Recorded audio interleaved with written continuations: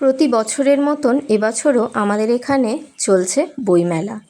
আজ তার শেষ দিন, তাই আমরা চলে গেছিলাম বইমেলাতে।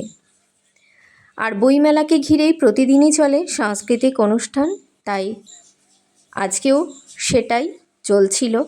আজকে যেহেতু শেষ দিন, তাই পুরস্কার বিতরণী চলছে। সেইখানে খানিকক্ষণ দাঁড়িয়ে থাকার পর আমরা চলে গেলাম বইয়ের স্টলগুলো দেখতে। ভীষণ ভালো ভালো লেখকের সব বই তো আমাদের আসল বন্ধু, তাই না বলুন? সব বন্ধু ছেড়ে চলে গেলেও এ এমন এক বন্ধু যে কোনো দিন আমাদের সঙ্গ ছাড়ে না।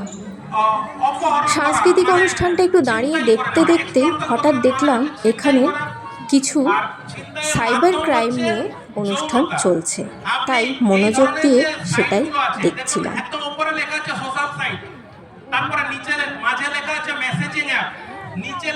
এখন আমরা সোশ্যাল মিডিয়ায় বলুন বা ইন্টারনেট বলুন, সব কিছুতেই ভীষণভাবে অবগত, কিন্তু সেটার একটা ভালো দিকও যেমন আছে, খারাপ দিকও সেই রকম আছে। সেই খারাপ দিকটিকে নিয়ে এই অনুষ্ঠানটি চলছিল, তাই এখানে ভীষণ দরকারি কিছু কথা বলে নেওয়া হচ্ছিল। এরপর যোগাসন দ্বারা নৃত্য পরিবেশন হচ্ছিল ছোট ছোট বাচ্চাদের, সেটাও খানিকক্ষণ দেখে নিলাম। দেখতে দেখতে ঘড়ির কাঁটায় বেজে গেছে রাত্রি 9টা। এবার তো বাড়ি ফিরতে হবে, কিছু করার নেই। তাই এই অনুষ্ঠানটা দেখার পর রওনা দিলাম বাড়ির উদ্দেশ্যে।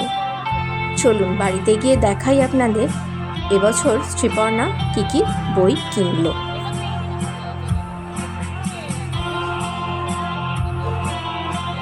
চলে এসেছি বাড়িতে।